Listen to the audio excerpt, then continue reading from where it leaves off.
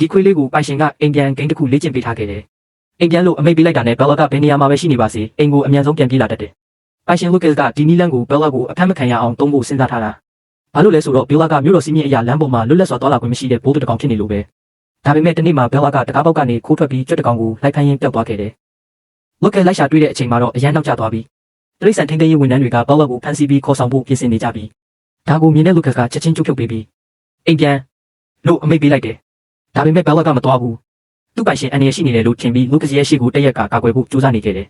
လူကစ်ဘလောက်ပဲထက်ခါပြောနေပါစေဘယ်လာကလုံးဝမသွားချင်ခဲ့ဘူးနောက်ဆုံးမှာတော့လူကစ်ဟာဘယ်လာကိုအတင်းကျပ်ခေါ်ဆောင်သွားတာကိုမျက်စိရှိမှပဲကြည့်နေရတော့တယ်ဘယ်လာမကြခင်မင်းကိုအိမ်ပြန်ခေါ်လာမယ်နော်လို့တိုးတိုးလေးနှက်သိပ်ပေးခဲ့တယ်ဒါပေမဲ့ဘယ်လာကတော့ပိုင်ရှင်ကိုအယမ်းလွှမ်းနေခဲ့တယ်တနေ့မှာဝန်ထမ်းတွေတတိလစ်နေချိန်ကိုအခွင့်ကောင်းယူပြီးကားပေါ်ကနေခုန်ဆင်းထွက်ပြေးခဲ့တယ်သူမမသိခဲ့တာကလူကစ်ကလည်းသူမကိုလာခေါ်ဖို့လမ်းပေါ်ရောက်နေခဲ့တာပဲကန်ဆိုးစွာနဲ့နှစ်ယောက်ဟာလမ်းတစ်လျှောက်မှာတစ်ယောက်နဲ့တစ်ယောက်လွဲချော်သွားခဲ့ကြတယ်အဲ့ဒီနေ့ကစပြီးဘယ်လာဟာလမ်းဘေးကွေးဘဝကိုရောက်သွားခဲ့တယ်မြို့ထဲပြန်ရောက်တော့အိုးမဲ့အိမ်မဲ့အဖိုးတစ်ယောက်နဲ့တွေ့ခဲ့တယ်အဖိုးကဘယ်လာကိုအစာကျွေးပြီးစောင့်ရှောက်ပေးခဲ့ပေမဲ့ဘယ်လာရဲ့လွတ်လပ်ခွင့်ကိုတော့ယူသွားခဲ့တယ်ဘယ်လာကိုကြိုးချပြီးတောင်းစားဖို့အသုံးချနေခဲ့တာပဲဒါကဘယ်လာလိုချင်တဲ့ဘဝမဟုတ်ဘူးတနေ့မှာတော့ကျိုးကိုကိုက်ခတ်ပြီးထွက်ပြေးဖို့ကြိုးစားခဲ့တယ်ဒါပေမဲ့အဖိုးကတွေ့သွားခဲ့တယ်သူ့အသက်မကြခင်ကုံဆုံးတော့မယ်ဆိုတာသိလာတဲ့အဖိုးဟာဘယ်လာနဲ့သူ့ကိုတန်ကြိုးကြီးနဲ့အတူတူချီနှောင်ထားလိုက်တယ်သူတည်သွားရင်ဘယ်လာကိုပါအတူတကြိုးဖို့ရည်ရွယ်ထားတာရက်အနေငယ်ကြာလာတော့ဘယ်လာဟာစာလောင်လုံးပြီးအားရင်ကုန်ခန်းလာခဲ့တယ်ရေကန်စီတွားတောက်ချင်ပေမဲ့တန်ကြိုးကသူ့မကိုတင်းတင်းကြပ်ကြပ်ချုပ်နှောင်ထားခဲ့တယ်နောက်ထပ်ရက်တော့ကြာသွားတော့ဘယ်လာဟာရေကန်ဘေးမှာအသက်ရှင်ဖို့တောင်ခက်ခဲနေခဲ့တယ်တေမင်းနဲ့နီးစပ်လာတဲ့အချိန်မှာပိုင်ရှင်နဲ့ပြီးဆုံးအောင်မလုပ်နိုင်သေးတဲ့ဂရီတစ်ခုကိုတတိယမိခဲ့တယ်အိမ်ပြန်ဘယ်လာအိမ်ပြန်ရုတ်တရက်လူတစ်ယောက်ရဲ့အတန်ကိုကြားလိုက်ရတယ်ကောင်လေးတစ်ယောက်ကရောက်လာပြီးတန်ကြိုးကိုဖြုတ်ပေးလိုက်တယ်ဘယ်လာကကျေးဇူးတောင်မပြောနိုင်တော့ပဲမျက်စိကိုတန်းပြေးသွားပြီးရေကိုအငမ်းမရတောက်လိုက်တယ်အဲ့ဒီအချိန်မှာရေဟာဘလောက်ချုံမြင်ကြောင်းပထမဆုံးအကြိမ်ခံစားလိုက်ရတယ်ဒီလိုနဲ့ဘယ်လာဟာအိမ်ပြန်ခရီးကိုထပ်မံစတင်ခဲ့တယ်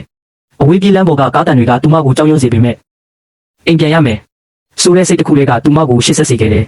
ဒါပေမဲ့လမ်းဖြတ်ကူးနေချိန်မှာကားတစ်စီးနဲ့တိုက်မိသွားခဲ့တယ်တတိပြန်ရလာတော့ရှေ့ခြေထောက်တစ်ဖက်ကျိုးသွားပြီဒါပေမဲ့ဘယ်လာဟာအနားယူမနေခဲ့ဘူးကျိုးနေတဲ့ခြေထောက်ကိုဆွဲလျက်တရွေ့ရွေ့နဲ့အိမ်ဘက်ကိုဆက်လျှောက်ခဲ့တယ်လမ်းတွေအဆောက်အဦတွေကတဖြည်းဖြည်းရင်းနှီးလာခဲ့တယ်နောက်ဆုံးမှာတော့နာကျင်မှုတွေကိုခံနိုင်ရရှိနဲ့အိမ်တကားရှိရောက်လာခဲ့တယ်ဘယ်လာကဝမ်းသာအားရအိမ်ထဲကိုပြေးဝင်သွားတယ်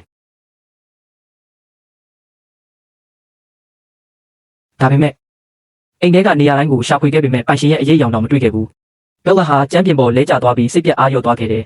အဲ့ဒီအချိန်မှာကြောင်မတကောင်ကသူ့မစီလျှောက်လာပြီးမိခင်တယောက်လိုနူးနူးညံ့ညံ့နှက်သိမ့်ပေးခဲ့တယ်အဲ့ဒီအခိုက်အတန့်မှာဘယ်လာရဲ့နှလုံးသားထဲကမျောလင်းချက်မိတောက်လေးပြန်လဲလင်းလက်လာခဲ့တယ်ရုတ်တရက်တရိတ်ဆန်ထိန်းသိမ်းရေးဝန်ထမ်းတွေရောက်လာခဲ့တယ်ဘယ်လာကပြတင်းပေါက်ကနေခုန်ဆင်းထွက်ပြေးရတော့တယ်ဒီတစ်ခါတော့သူမရဲ့နောက်ဆုံးမျောလင်းချက်ကပိုင်ရှင်ရဲ့အလုပ်နေရပဲမှတ်ညံတွေကလမ်းကြောင်းတိုင်းဘယ်လာဟာအမြန်ပြေးသွားခဲ့တယ်နောက်ဆုံးမှာတော့ရင်းနှီးတဲ့မျက်နှာတွေကိုပြန်တွေ့လိုက်ရတယ်အားလုံးရဲ့မျက်နှာပေါ်မှာဝမ်းသာမှုတွေပြည့်နေခဲ့တယ်အဲ့ဒီအချိန်လူကစားအလုပ်ပြီးလို့လှည့်ကြည့်လိုက်တယ်ဘယ်လာရဲ့မျက်လုံးထဲမှာတော့အဲ့ဒီရင်းနှီးလာတဲ့ပုံရိပ်ကိုချက်ချင်းတွေ့လိုက်ရတယ်ဘယ်လာနှစ်ယောက်သားတစ်ယောက်စီတစ်ယောက်အပြေးသွားပြီးတင်းတင်းကြပ်ကြပ်ဖတ်ထားလိုက်ကြတယ်ဘယ်လာဟာပိုင်ရှင်ရဲ့ရင်ခွင်ထဲပြန်ရောက်ဖို့အရာအလုံးကိုဆွတ်လွတ်ပေးဆက်ခဲ့တာပဲတကယ်တော့သူမမတရားခံစားခဲ့ရတာတွေအများကြီးပြောချင်ခဲ့တယ်ဒါပေမဲ့ဒီခိုက်တက်မှာတော့သူမရဲ့နှလုံးသားထဲမှာကြန့်ရှိနေတာကပိုင်ရှင်ကိုပြန်တွေ့ရတဲ့အဆုံးမရှိဝမ်းသာပျော်ရွှင်မှုသာဖြစ်ခဲ့တယ်